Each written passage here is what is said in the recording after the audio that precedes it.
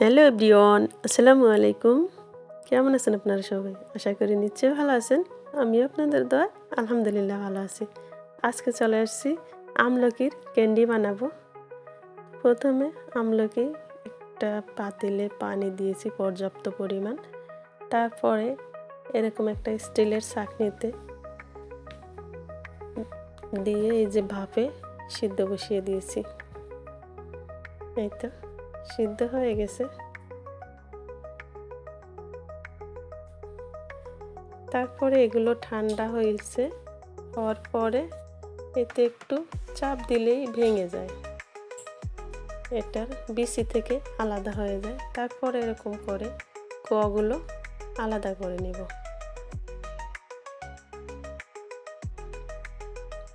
একদম সুন্দরভাবে উঠে আসে, একটু চাপ দিলেই ইজিলি উঠে আসে। তো এরকম করে সবগুলো আমি খুলে নেব। আমি আরও একটা দেখিয়ে দিচ্ছি।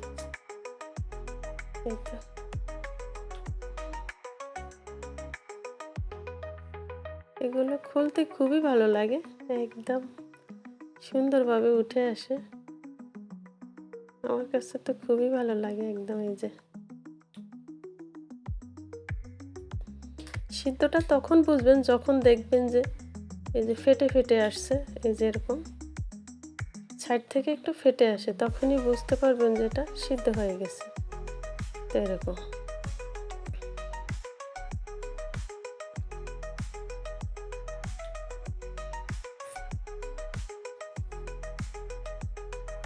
তারপরে এই তো সবগুলো হয়ে গেছে।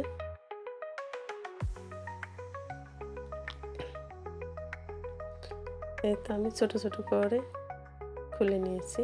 আর এই হলো বিচিটা। এবার এরকম একটা বাটিতে ঢেলে নেব।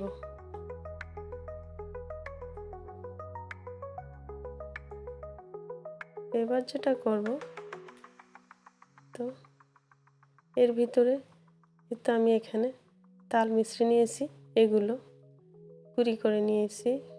তারপরে এগুলো এখন ঢেলে দিব। তারপরে এপাশ ওপাশ করে মিশিয়ে নিব, কারণ এটা বাচ্চারা খাবে, তো সেজন্য তাল মিশ্রি দিয়ে করলে একটু ভালো হয়।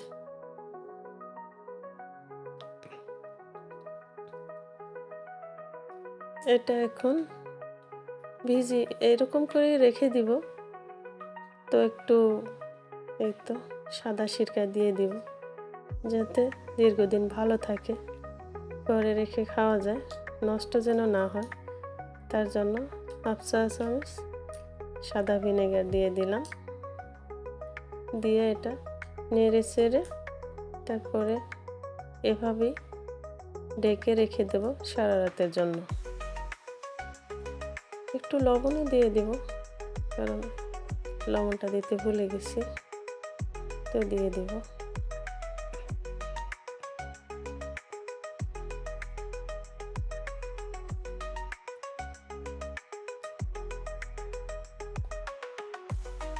মেশানো হয়ে গেছে, এবার ঢেকে রাখবো।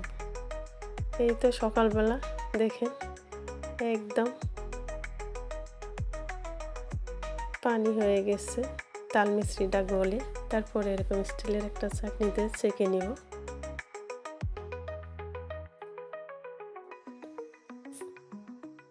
ছেঁকে নেওয়া হয়ে গেছে। আমি এই পানিটা ফেলবো না, এটা আমি জুস করে খাবো। এটা আসলে একটা ঔষধি গুণ আমলকি। সবাই জানেন আমলকি আমাদের শরীরের পক্ষে অনেক উপকার। এবার এগুলো একটা ছড়ানো প্লেটে ছড়িয়ে তারপরে রোদে শুকিয়ে নিব। ভালো রোদ হলে একদিনেই শুকিয়ে যাবে, অনেক সময় হয় না মেঘলা রোদ হলে 2 দিন লাগে। তো এবার আমি এরকম একটা মশারির টুকরো নিয়ে নিছি, তারপরে এভাবে করে ঢেকে দিছি যাতে মাছি না পড়ে। এই তো দেখেন একদিন রোদে দেওয়ার পরে অবস্থা হলো।